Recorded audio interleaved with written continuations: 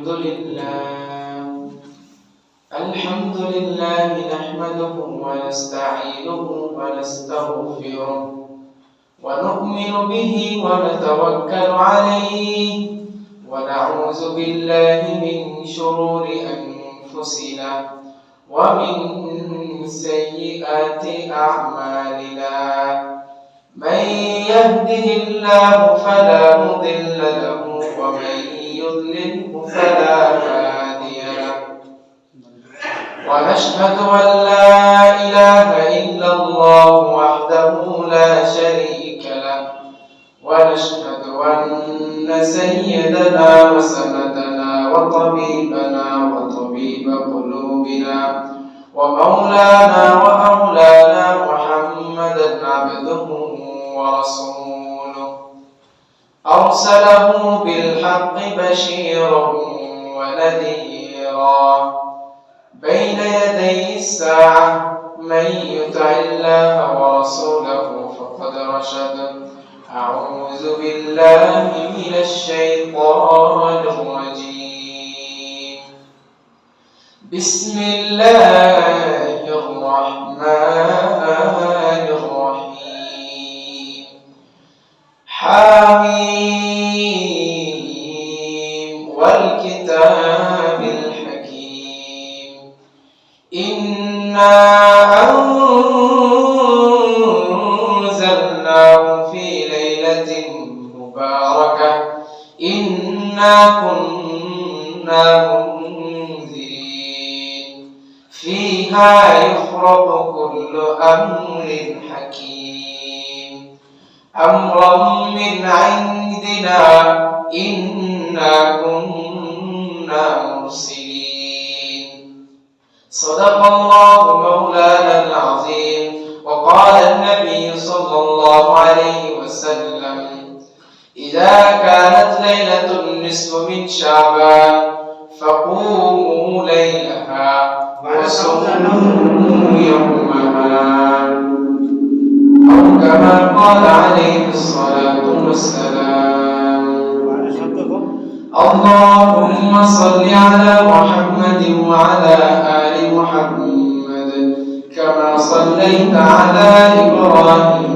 وعلى آل إبراهيم إنك حميد مجيد اللهم بارك على محمد وعلى آل محمد كما باركت على إبراهيم وعلى آل إبراهيم إنك حميد مجيد صلى الله عليه وسلم الحمد لله আল্লাহ পাকের দরবারে অসংখ্য অগণিত শুকর ও সুজুদ যে মহান রব্বে পাক আপনাকে আমাকে ভালোবেসে মহব্বত করে অনুগ্রহ করে দয়া করে দুনিয়াবি সকল কাজ থেকে ফারেক করে তার ঘর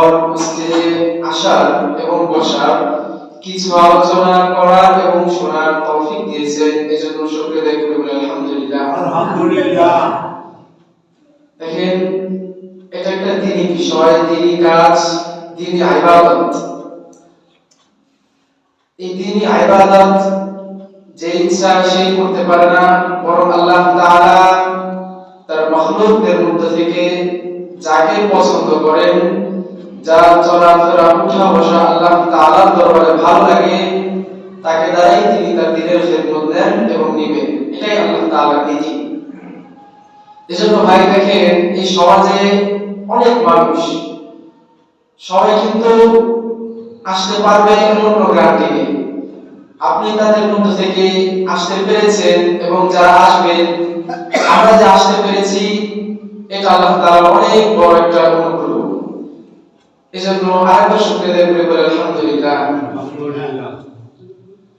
আজকে জুমার দিন, পাশাপাশি আমাদের সামনে যে রজনীটা অপেক্ষমান সেটা হচ্ছে খুবই বরকতময় রজনী, অর্থাৎ শবে বরাত আমরা যেটাকে বলে থাকি। এটা খুবই এক বরকতপূর্ণ রজনী, বরকতময় রজনী। এই রজনীতে অনেক করণীয় এবং অনেক কিছু আমল আছে যা আমাদের জন্য খুবই দরকার, খুবই অপরিহার্য এই রজনী।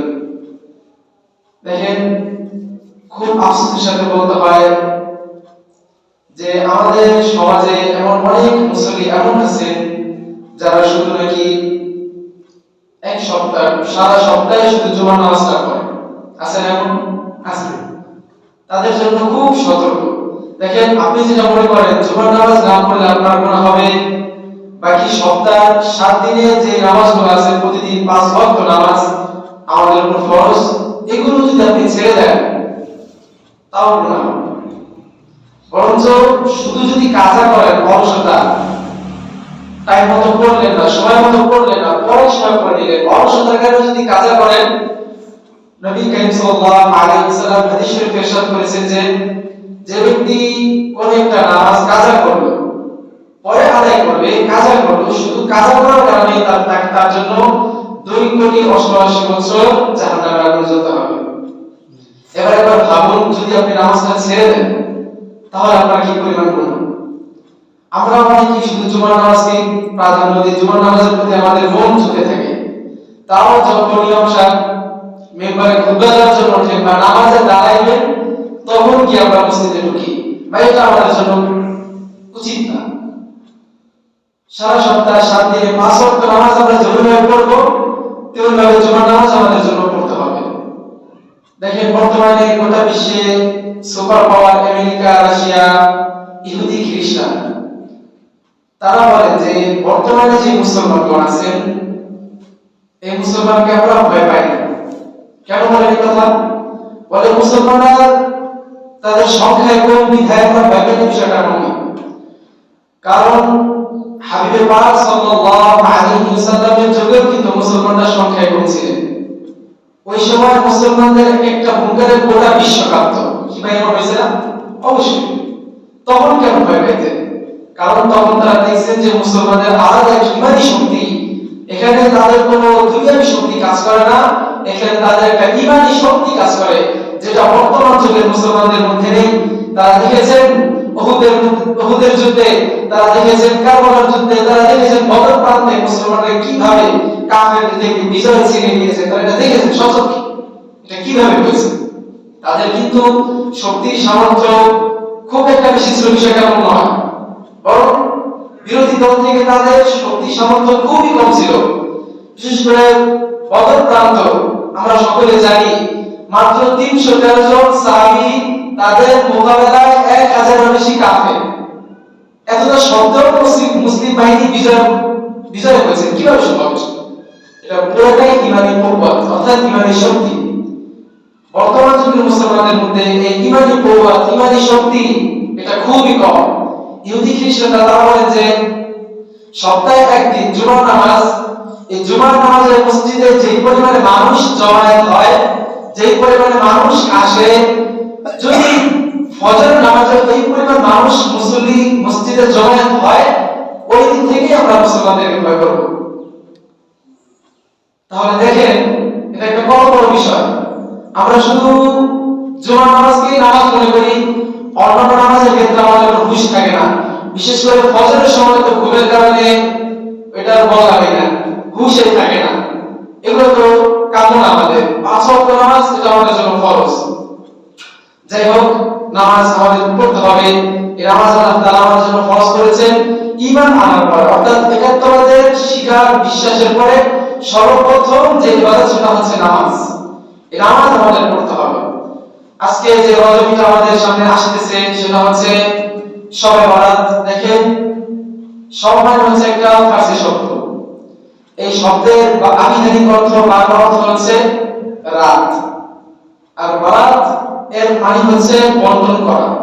অর্থাৎ যে রাতে বান্দাদেরকে বন্টন করা হয়, তার রিজিক, তার মাগফিরাত, অর্থাৎ বিভিন্ন বিষয় বান্দা যা চায় তা বন্টন করা হয়, এই রাতকেই বলে শবে বরাত। কিন্তু হাদিসের আলোকে শবে বরাত এমন নামে কোথাও রাত উচ্চারিত হয়নি, বরং হাদিস শরীফে আসছে যে ইযা কানাত লাইলাতুন নিসফ মিন শাবান, অর্থাৎ শাবানের মধ্যরাত বা মধ্য রজনী।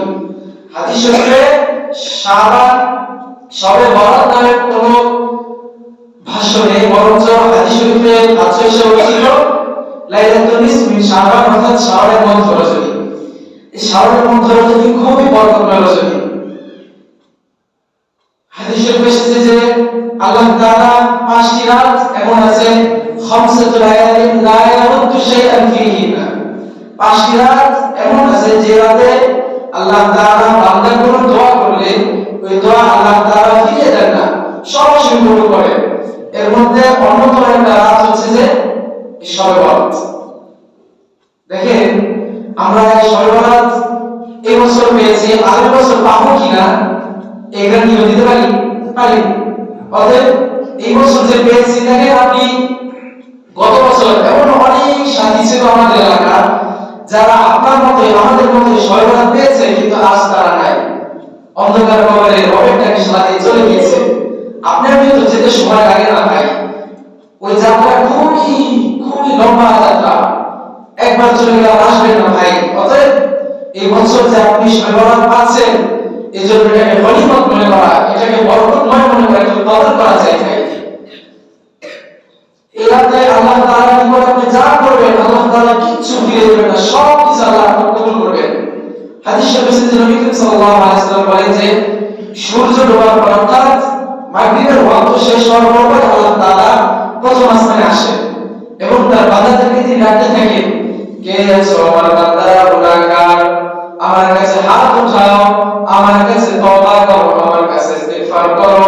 আমি তার গুনাহ যদি সমুদ্রের ফেনা পরিমাণ পাহাড় পরিমাণ হয়, তবু আমি তার গুনাহকে মাফ করে দেব। কে আছো অসুস্থ, আমার কাছে হাত উঠাও, আমার কাছে রোনাজারি করো, আমি তার হাতকে কবুল করে দেব, আমি তার দোয়াকে কবুল করে দেব, আমি তার সুস্থতার জিন্দেগি দান করব। কে আছো ঋণগ্রস্ত, আমার কাছে হাত উঠাও, আমি তার ঋণকে আসান করে দেব, আমি তার ঋণ আদায় করার জন্য তৌফিক দিয়ে দেব। এইভাবে আল্লাহ তাআলা আপনাকে আমাকে ডাকতে থাকে। এতটা সত্ত্বেও আমরা গাফিল, আমাদের কোনো হুঁশ থাকে না, অন্যান্য দিনের মতো অন্যান্য রাতের মতো এই রাতটা আমাদের মধ্য দিয়ে চলে যায়। এমনটা করা যাবে না, বরঞ্চ আমাদের কাম্য হলো দুনিয়াবী সকল কাজ থেকে আজকের রজনীতে ফারিগ হয়ে সারাটা রাত সম্ভব হলে পুরোটা রাত ফজর নামাজ সহ আল্লাহ তাআলার বন্দেগী করা, নফল নামাজে লেগে থাকা, তওবা ইস্তিগফার করা। দেখেন আপনার আমার জীবনে কত গুনাহ, এই গুনাহ নিয়ে যদি অন্ধকার কবরে যান, হাদিসের ভাষ্য অনুযায়ী কবরের আযাব বড় ভয়ঙ্কর গোলাম। এই গুনাহ নিয়ে কবরে গেলে কবরের মাটির চাপ সহ্য করতে পারবেন না, কবরের মাটির চাপ সহ্য করতে পারবেন না। অতএব এই সকল রাতগুলোকে গনিমত মনে করে জীবনের গুনাহ খাতাগুলো মাফ করে নেওয়া উচিত। ঠিক কি না? কত গুনাহ আমাদের জীবনে, গুনাহর কোনো হিসাব নেই। এই রাতকে গনিমত মনে করা, বরকতময় রাত। আপনি আমি আগামী বছর পাই কিনা এমন কোনো গ্যারান্টিও নেই। এই রাত আমাদের জন্য খুবই গুরুত্বপূর্ণ রাত। হাদিসে এসেছে যে মান ক্বামা লাইলাতাল ঈমান ওয়া ইহতিসাবান কুতিবা লাহু মা তাকাদ্দামা মিন যামবি। এখানে আমভাবে রাত বলা হয়েছে, যে কোন রাতে ঈমান অবস্থায় এবং একনিষ্ঠতার সাথে রাত্রি জাগরণ করে, আল্লাহ তাআলা বলেন আমি তার পূর্বে যত গুনাহ রয়েছে সব গুনাহ মাফ করে দেব। এটা আল্লাহ তাআলার ওয়াদা। হাদিসের ভাষ্য নবী সাল্লাল্লাহু আলাইহি ওয়াসাল্লাম এটা বলেছে। অতএব আমাদের জন্য